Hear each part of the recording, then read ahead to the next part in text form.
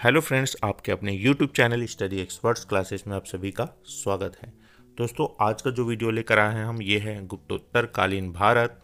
और इस वीडियो में हम देखेंगे कि किस वंश का जो है पतन हो गया, किस पतन होने के बाद कौन सा वंश आया, इन सभी वंशों के बारे में हम देखेंगे।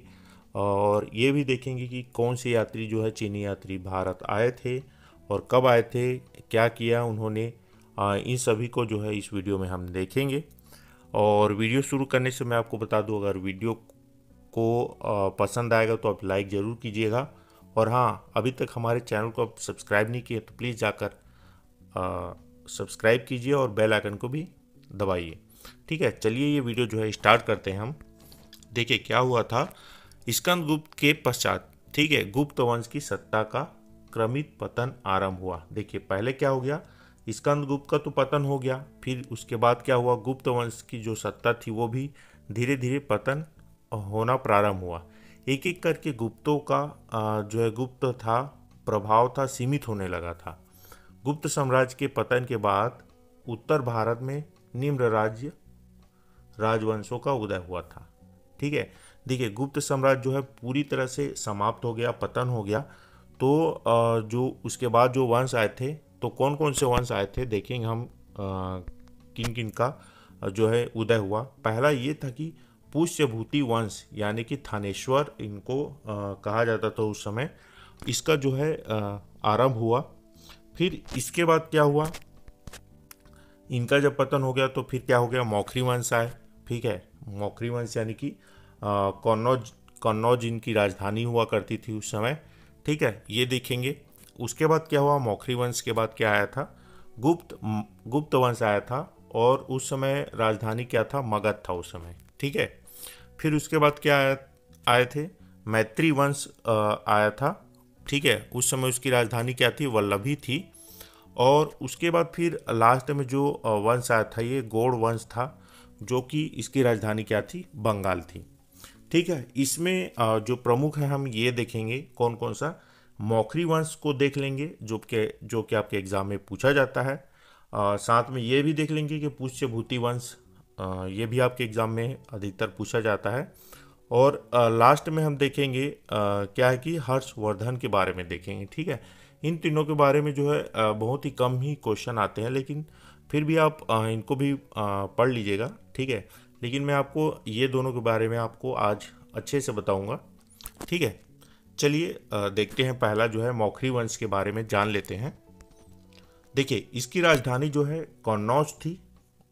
याद रखिएगा, आपके एग्जाम में पूछ सकता है कि मौखरी वंश की जो राजधानी थी कहाँ थी, कन्नौज। ठीक है, इसमें जो राजा था इस समय, ईशान वर्मन इस समय यहाँ के राजा हुआ करते थे। और जो है सबसे प्रतापी राजा माना जाता था इनको, सबसे प्रतापी राजा माना जाता था उस समय। देखिए इसने हुड़ों का डटकर मुकाबला किया। जब हुड़ इन पे आक्रमण किए, यानी कि किस पर, ईशान वर्मन जो राजा थे उस पर आक्रमण हुआ, तो जो हुड़, तो इसने जो है हुड़ों ने जो आक्रमण किया था उनसे क्या है, ये बहुत ही डटकर मुकाबला किए थे। ठीक है, इसके बाद हम ये भी जान लेते हैं पुष्य भूति वंश के बारे में। मैंने आपको बताया बहुत ही इम्पोर्टेंट है, दोनों देख लेते हैं। देखिए इसकी राजधानी जो है थानेश्वर थी, हरियाणा के अंबाला जिले में।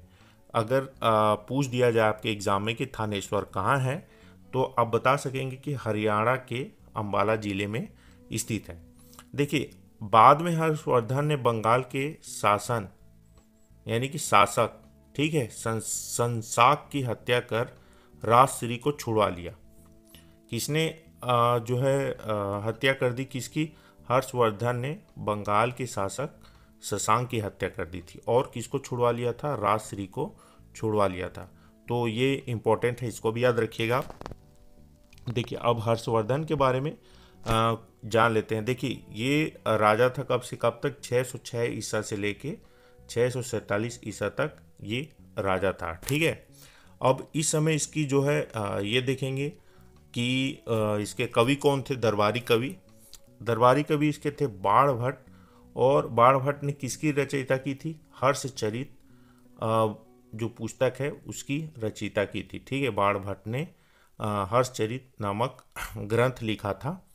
ठीक है, और इस समय जो है विदेशी यात्री कौन था, हेनसांग जो है भारत आया था। कब आया था, 630 से लेके 640 ईसा के बीच में भारत आया था। ठीक है, ध्यान में रखिएगा, कब से, 630 से लेके 640 ईसा में जो है भारत आया था। देखिए उसे जो है यात्रियों का राजकुमार कहा जाता था। किसे, हेनसांग को जो है यात्रियों का राजकुमार कहा जाता था। अब इसकी रचना देख लेते हैं हम, किसकी रचना, हेनसांग की। ठीक है, हेनसांग की जो रचना थी ये सी युकी नाम का एक था, उसको जो है रचना की थी, या फिर इसको हम लोग पश्चिमी भारत का वर्णन नामक ग्रंथ भी कहते थे। ठीक है, क्या बोलते थे, पश्चिमी भारत का वर्णन। मैंने इसमें नहीं लिखा है, आप नोट कर लीजिएगा इसको कि सी यू की को और क्या कहा जाता था, पश्चिमी भारत का वर्णन। ठीक है, ये एक ग्रंथ था। ठीक है, उस समय इन्होंने रचना किया था।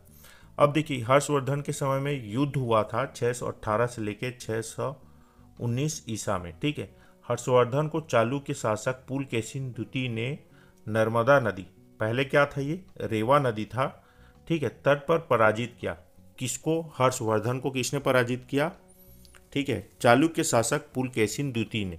ठीक है, तथा इसका वर्णन रविकृत ऐहोल अभिलेख में करवाया।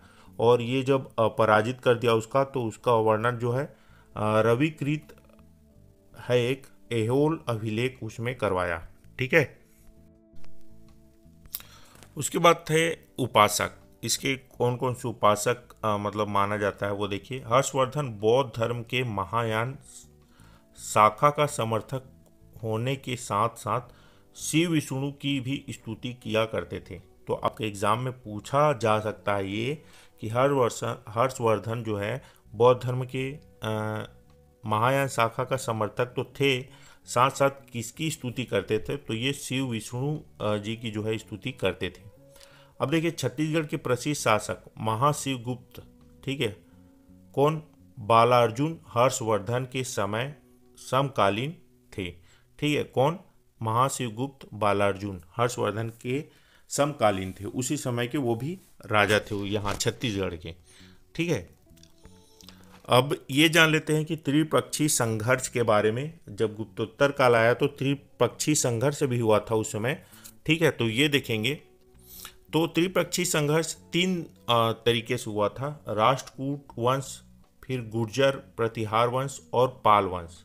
ठीक है, एक एक करके हम देखेंगे सभी को। राष्ट्रकूट वंश को पहले देखेंगे। राजधानी था इसका मान्य खेट मालखेड़ा। फिर कृष्ण प्रथम आया, एलोरा की प्रसिद्ध कैलाशनाथ मंदिर का निर्माण कराया, जो राष्ट्रकूट वंश का सर्वोत्तम उदाहरण है। अब एग्जाम में पूछा जा सकता है कि एलोरा की प्रसिद्ध कैलाशनाथ मंदिर का निर्माण किसने करवाया, तो आप ध्यान में रखिए कृष्ण प्रथम ने करवाया। ठीक है, साथ में देखिए एलोरा गुफाएं बौद्ध, जैन और हिंदू तीनों धर्मों से संबंधित है। यहाँ पर आपको जो भी अभिलेख मिलेगा ये बौद्ध धर्म से भी मिलेगा, जैन से भी मिलेगा और हिंदू तीनों धर्मों से संबंधित होगा। ध्यान में रखने वाली बात यह है, अजंता एलोरा की जो गुफाएं हैं ये महाराष्ट्र में हैं। बहुत ही बार एग्जाम में पूछा जा चुका है। अजंता की गुफाओं में बौद्ध धर्म की कहानियां मिलती हैं। देखिए अब जानते हैं गुर्जर प्रतिहार वंश के बारे में। ठीक है, इसके जो संस्थापक थे हरिश्चंद्र थे, प्रमुख शासक जो है महेंद्रपाल।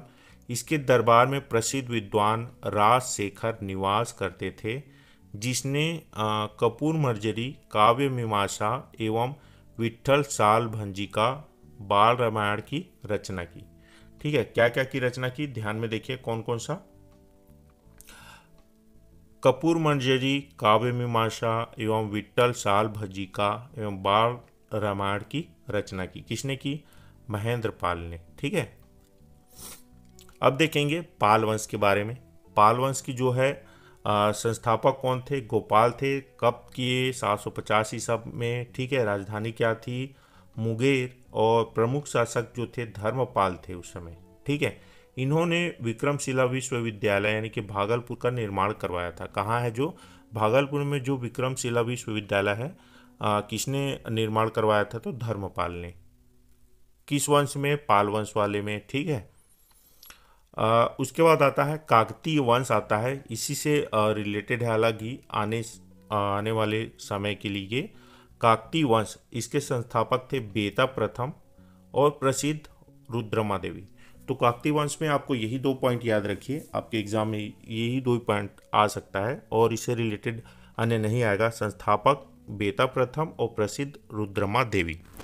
तो दोस्तों आज के लिए बस इतना ही। उम्मीद करता हूँ ये वीडियो आपको बहुत ही अच्छा लगा होगा, और अगर अच्छी लगा तो वीडियो को लाइक ज़रूर करें, अपने दोस्तों के साथ शेयर भी करें, और कमेंट बॉक्स में कमेंट करके भी बताएं आपको ये वीडियो कैसे लगी।